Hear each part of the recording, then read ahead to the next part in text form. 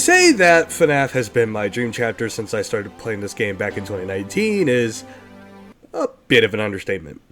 I have wanted FNAFs for years, and now that it's finally happening, my excitement is through the roof.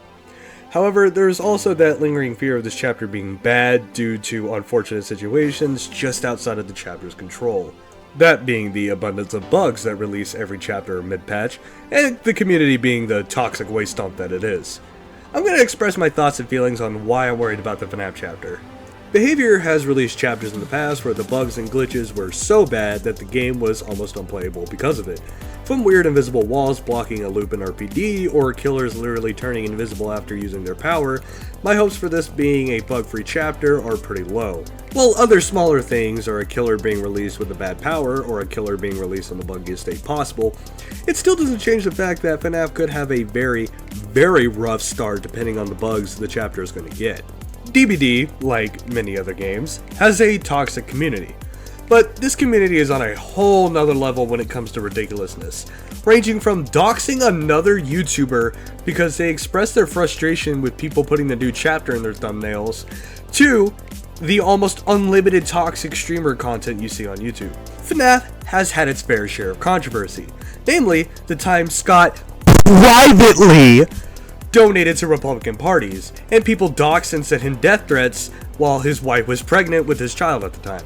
So, with that in mind, and this chapter bringing in a lot of fans of that franchise, I'm worrying that this toxic waste dump of the community will scare away this game's chance of surviving. Another issue is that since this community loves to ruin people's day when it comes to anything a specific player doesn't like, then it's possible that people will harass the FNAF enjoyers, or people who play or wear anything from that franchise.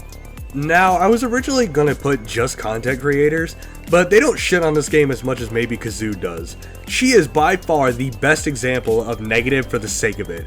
She'll try to tell you that she's being unbiased, but if you have a thumbnail that says, "This should have been terrible," and one that says, "Behavior hates fun," then I'm sorry, you're just lying to yourself at this point.